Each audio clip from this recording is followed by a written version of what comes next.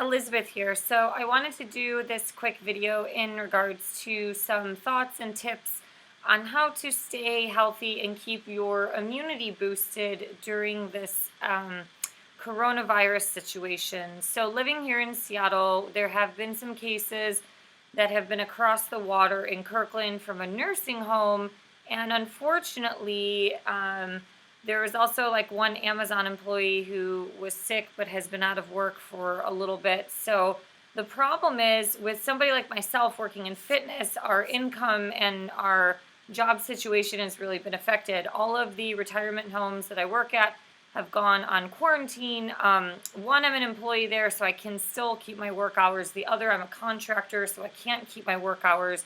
And technically, because I am an outsider, I'm not allowed to be in the building because I go to other facilities for work. So that's just a policy that specific retirement home adopted at the time. I've also had clients that have canceled for the extended amount of time, the next few weeks, just to see what happens with the situation. So here's the thing: a lot of big companies like Microsoft, Facebook, Google, they're encouraging people to work from home. I work at the Gates Foundation. They also might go on quarantine. So part of this is preventative because it's a good and wise idea to try to limit the exposure of people.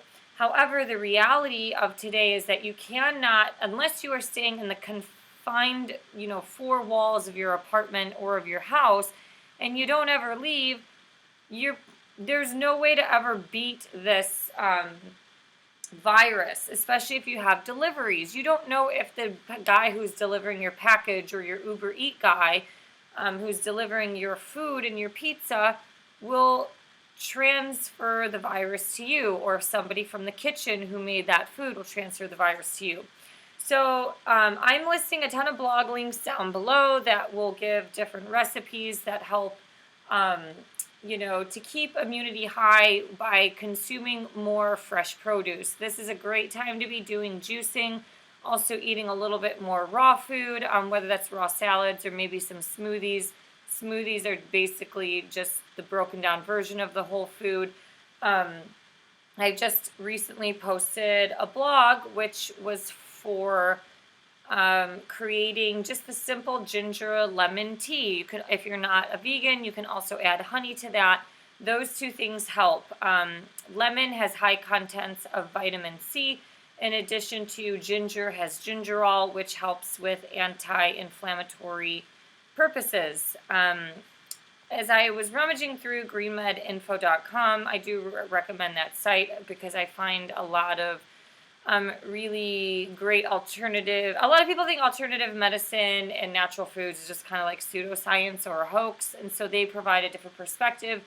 The human body is its own ecosystem. It is its own garden. What we've learned today through the medical community of modern westernized medicine, in addition to coming from a lens point from the pharmaceutical company, is that people kind of think of the body as like cookie cutters, especially if you start learning anatomy, like how the muscles work. People just think of the bicep as performing elbow flexion, triceps as extension, but everything is interwebbed and connected in the muscular system through connective tissue and fascia. And it's kind of the same thing with the organs.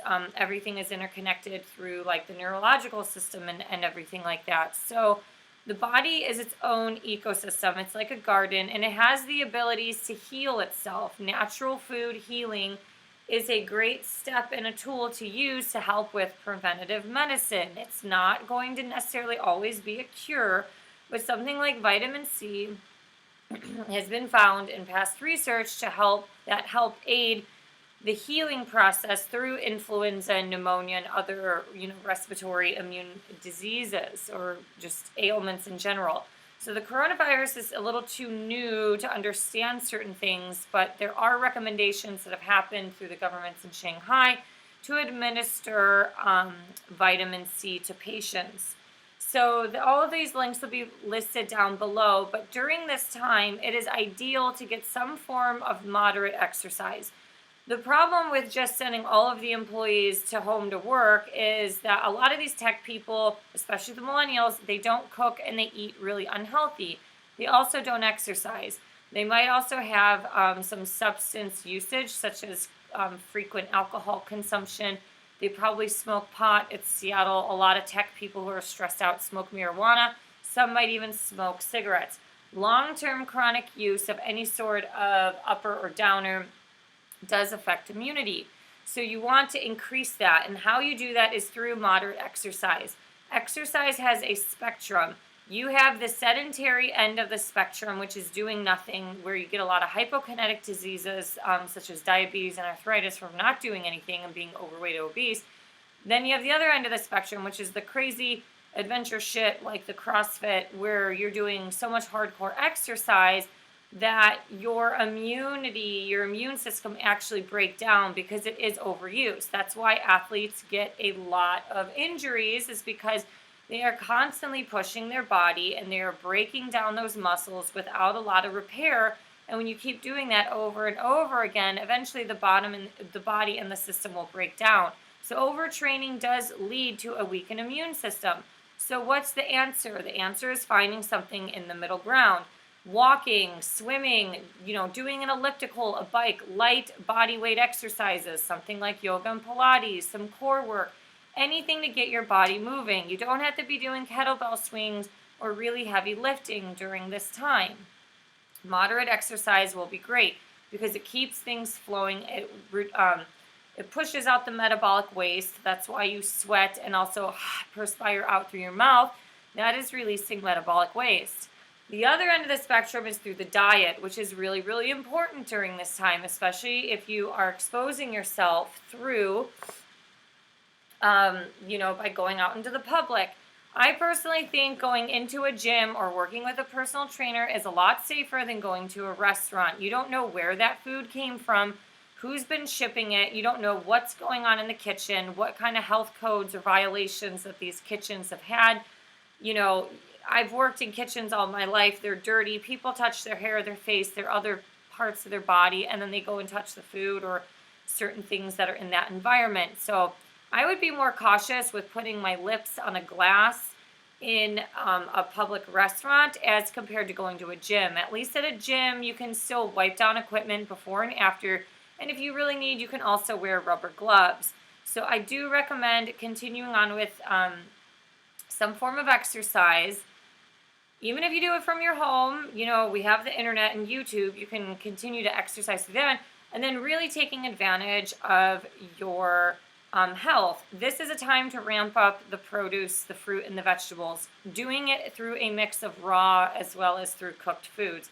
It's still considered winter time, so cooking your food like soups or just, pasta with some vegetables and stuff in it is going to be still really good to consume because your body is craving probably a little bit more warmer, nourishing foods during this time. It's also, we're in transition to spring, so the body is wanting to kind of start to cleanse itself a little bit through, more consumption of raw food and raw juices that you juice yourself. Juicing is really necessary. Well, okay, look. If you go to a juice shop and you get a juice, great. But if you have your own juicer, that's always the most ideal situation because you're getting all of those enzymes and minerals and things in the juice before it leaves the juice, basically within about 30 minutes. Once oxidation happens, you tend to lose a lot of the benefits there. A lot of the blog links that I have below will be various recipes from juices to more, dinner type meals that you can consume. Things like curcumin and turmeric are going to be very, very important, as well as ginger. So if you do like cooking, this is also a good time to incorporate something like Indian food or cooking some things like Thai food where you actually are using like lemon and ginger grass. When I catered a yoga retreat a couple years ago, I did vegan food, but basically it was like a detox retreat, but you were still eating food. You were just eating a lot of spices that actually helped cleanse out the intestinal tract and the bowel system. So ramping up on produce, fruit, and vegetables, in addition to ramping up or, beefing up your spices. Cardamom, cumin, all of these things, ginger, turmeric, curry powder will be great to consume. Broccoli has been a kind of the new superfood over the last few years because it's been shown to be linked to having properties to aid or to kind of fight or beat cancer. So things like dark leafy greens that are very rich in nutrients and minerals will also be more ideal to consume during this time, whether you roast them, put them in a salad, steam them, put them in a soup, whatever you would like. Soups are always great because it combines a combination of water, spices, as well as more produce, which produce has water in it, but it also has a lot of the vitamins and nutrients. So all of that is getting blended into the broth. So during this time, it's not quite a pandemic or an epidemic. I think it is smart and wise for a lot of these corporations to allow people to work from home, but the irony is a lot of the people that can work from home, they are the more wealthier ones who can afford a lot more things. So the people who are at the bottom are the ones that are working in the kitchen at retirement homes that will be out of their job or certain things like that, or the contractors who will be out of their employment for a while. Those are the ones that are struggling a little bit more. A lot of the restaurants and businesses have suffered in Seattle. There's an article saying downtown Seattle is like a ghost town. It's very accurate and true. But to not do things like working out or certain things like that, I think it's a little extreme just due to the fact that most of these people will probably, order Uber Eats or get some Amazon Prime package, and you just don't know where all of these things are coming from. And there are people who work in these buildings as well. They're going to have contact to public outside places. So you don't have to be afraid. You don't have to fear these things. If it does become a pandemic, or if you're sick, or, places that you're going to have had, issues, you don't want to go there. And you don't also, be a good citizen, a good Samaritan by not going out when you are sick and things like that. So you don't spread it, even if it is just the common cold. So these are some thoughts that I have. Definitely check out the blog links below on various recipes, but it is really important to be preventative through a lot of whole foods. We live in a medical system that is being trained now through the educational system, through the pharmaceutical industry, and the irony is a lot of these drugs have drug-nutrient interactions. So for example, a lot of blood pressure medicine has the same properties that are in a lot of citrus fruit. So you can't eat things like grapefruit and things like that have the same minerals or properties that's in the drug, because it's a drug nutrient interaction. It counteracts it. It negates the purpose of it.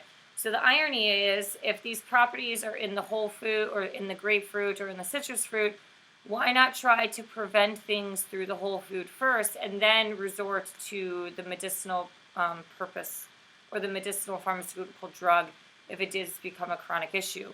Obviously, if you have coronavirus, you need to go to the hospital and you need, that special support. Natural medicine might not be the best thing to cure you, but it can help. Like when you read these blog links below talking about the administering of IVs of vitamin C helped people with corona kind of push them forward on the healing process, that most likely was combined with other medical drugs that they had at the hospital. So these are some thoughts that I have. Hope you are staying well and healthy, and if you have any questions or comments, please link them below. If not, check out the blog links down below of different recipes, juices, and things like that can help you boost your immunity and stay healthy during this time. All right, see you later. Bye.